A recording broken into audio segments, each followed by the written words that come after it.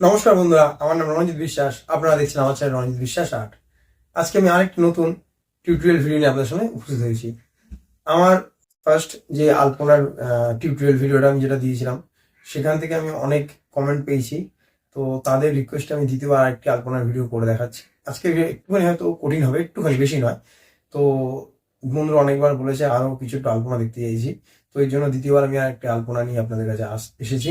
তো আজকের যে ভিডিওটা আমি করবো, একটু বড় জায়গা যদি আপনার থাকে, তাহলে আপনি যে মাঝখানটা, ফ্লোরের মাঝখানে যে কি পেন্টিংটা করবেন সেটা দেখাবো, এবং যে উঠোন বা আমরা চৌকাঠ বলে থাকি, সেই চৌকাঠের জায়গাটায় কি করে একটা ড্রয়িং আলপনা দেয় সেটাও আমি শিখিয়ে দেবো। ঠিক আছে?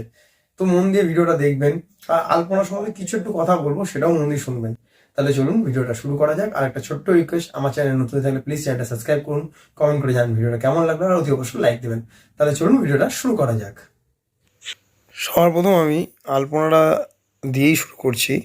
আমি আজকে পুরো ক্লোজ করে আমি দেখাচ্ছি আলপনাটা। আমি একটা ভালো আপনার পেপার, ব্ল্যাক পেপার, মানে হচ্ছে প্যাস্টেল, ভালো প্যাস্টেল পেপারের মধ্যে কিন্তু আমি আলপনাটা করছি। এই ব্রাশটা আমি ইউজ করছি, এটা হচ্ছে 8 নম্বর রাউন্ড ব্রাশ। আমি কিন্তু ডাইরেক্ট মেঝেতেও দিতে পারতাম, কেন দিইনি, যেহেতু আপনারা যেন ভালোভাবে বুঝতে পারেন, এই জন্যই কালো পেপারে করেছি। এর আগেও আপনাদের আমি দেখিয়েছি আলপনা করে কালো পেপারে। তো আমি একটু বেশি সামনে দিয়ে আপনাদের ভিডিওটা, মানে আলপনাটা করে দেখাচ্ছি, যাতে আপনারা বুঝতে পারেন এবং খুব ভালোভাবে আলপনাটা দিতেও পারেন। তো এই যে আলপনাটা আমি এখন করছি, সেটা কিন্তু বাড়ির চৌকাঠ বা উঠোনে আপনারা দিতে পারেন। ঠিক আছে? আর একটা কথা আমি বলেছিলাম, আলপনা মানে কি, হ্যাঁ সেটা আমি বলছি, মন দিয়ে শুনুন।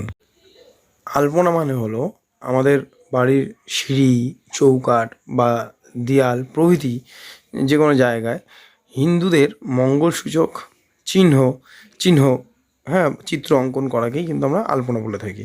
আমি আবার বলছি, মন দিয়ে শুনুন।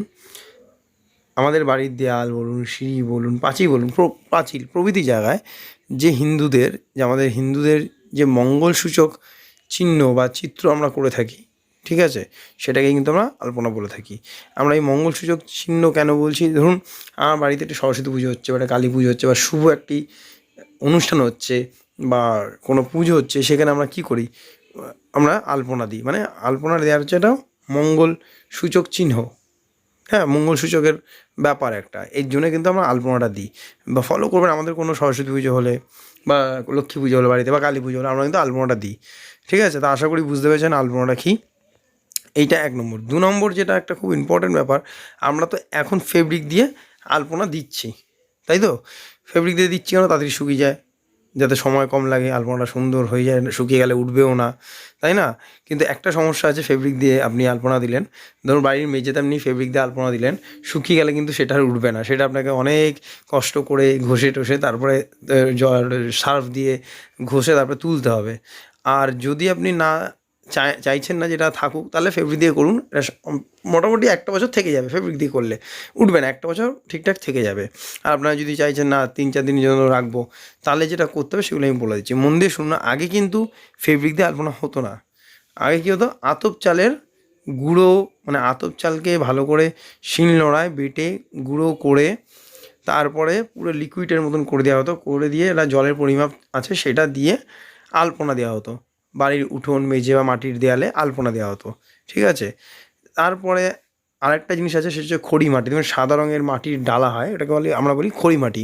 তো ওটাকে জলে ভিজিয়ে রেখে দিলেও, সেটা দিয়েও আপনি আলপনা দিতে পারেন। কিন্তু খড়ি মাটি দিয়ে যখন দেবেন, যতই গাঢ় করে দিন, প্রথম কিন্তু সাদা মনে হবে না, শুকানোর পর কিন্তু সেটা সাদা মনে হবে। ঠিক আছে? এর জন্য খড়ি মাটিতে যদি কোনো দিন আলপনা করেন, প্রথমে যখন দেবেন, দেখবেন অত সাদা হচ্ছে না। এই জন্য বারবার দেবেন না, একবার দিয়েই করবেন, দেখবেন শুকিয়ে গেলে সাদা হয়ে যাবে। খড়ি মাটি বা এই চালের গুঁড়ো দিয়ে যদি আলপনা করেন, 2-3 দিন পর মুছবেন, ও উঠে চলে যাবে, থাকবে না। হ্যাঁ, আর যদি ফেব্রিক দিয়ে করেন, তাহলে কিন্তু মুছলেও উঠবে না। ঠিক আছে? আশা করি বুঝতে পেরেছেন। আলপনা প্রথমে কী দিয়ে করা হতো, চালের গুঁড়ো দিয়ে, তারপরে কী হয়, খড়ি মাটি। তা এখন এসে গেছে ফেব্রিক। এখন আপনার বেশি কেউ খড়ি মাটি ব্যবহার করে না, এখন সবাই দেখি ফেব্রিকটাই ব্যবহার করে। ঠিক আছে? তো আলপনাটা আমরা বেশিরভাগ ক্ষেত্রে কোথায় ব্যবহার করি, কোন সময় ব্যবহার করি? এই যে দুর্গা পুজোর সময়, বা আমাদের বাড়িতে লক্ষ্মী পুজো হচ্ছে, লক্ষ্মী পুজো তো আলপনা হবেই হবে সব বাড়িতে। এটা একটা মানে রিচুয়াল, মানে একটা প্রথা, যে আলপনা দিতেই হবে। সে যে আঁকতে পারে সেও দিতে পারবে, যে আঁকতে না পারবে সেও আলপনা দিতে পারে। এই সময়টা একটা এমন জিনিস, আমি একটু আগেই বললাম যে মঙ্গলসূচক যে ব্যাপারটা, চিত্র, মঙ্গলসূচক চিত্র যে ব্যাপারটা আমি বলেছিলাম। তো আলপনাটা এমনই জিনিস, খুব শুভ একটা জিনিস এই আলপনা, ঠিক আছে? তো আশা করি বুঝতে পেরেছেন আলপনাটা কী, তার মাহাত্ম্য কী, আলপনা কাকে বলে। আর আমি এখানে কিন্তু বলে দিচ্ছি, আমি দেখুন এটা কালো পেপারে কিন্তু প্যাস্টেল পেপারে আমি কিন্তু রাউন্ড 8 নম্বর ব্রাশ দিয়ে আমি আলপনাটা করছি। কেন আমি কোনো ফ্লোরে করিনি, একটাই কারণ, যদি আমি এখানে করি আপনারা ভালোভাবে বুঝতে পারবেন, দেখতে পারবেন আর শিখতেও পারবেন। আপনারা আগে এরকম করে প্র্যাকটিস করে নিন না ছোটো জায়গায়, তারপরে গিয়ে আপনি ফ্লোরে আলপনাটা দিন না, দেখবেন ভালো আলপনা দিতে পারবেন। আর যদি কোনো অসুবিধা হয় আলপনা নিয়ে আমাকে অতি অবশ্যই কমেন্ট করবেন, আমি অতি অবশ্যই হেল্প করে দেবো আপনাদের, ঠিক আছে? তাহলে ভিডিওটা স্কিপ করবেন না, মন দিয়ে দেখুন। আর আমার চ্যানেল নতুন হয়ে থাকলে প্লিজ চ্যানেলটা সাবস্ক্রাইব করুন, কমেন্ট করে জান ভিডিওটা কেমন লাগলো, অতি অবশ্যই লাইক দেবেন, ঠিক আছে? আর একটা ব্যাপার বলে দিচ্ছি, এর পরের ভিডিওগুলো আমি ওয়াটার কালার নিয়ে আসবো আবার। যে বন্ধুরা মানে আগ্রহ ধরে আমার ভিডিও দেখার জন্য বসে আছেন ওয়াটার কালারের জন্য, তাদের কাছে আমার রিকোয়েস্ট, এর পরের ভিডিও আমি অতি অবশ্যই ওয়াটার কালার নিয়ে আসবো, ঠিক আছে? আর বলেছিলাম আমার পুজোর ভিডিওটা দেবো, হ্যাঁ সেটা আমি বলেছিলাম, নিশ্চয়ই মনে আছে আপনাদের।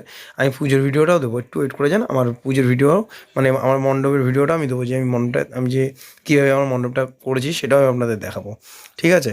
তাহলে স্কিপ করবেন না, আবার বললাম মন দিয়ে ভিডিওটা দেখুন। আর কোনো জায়গায় কোনো অসুবিধা হলে অতি অবশ্যই আমায় কমেন্ট করবেন, আমি অতি অবশ্যই আপনাদের হেল্প করার চেষ্টা করব, ঠিক আছে? তাহলে ভিডিওটা মন দিয়ে দেখতে থাকুন।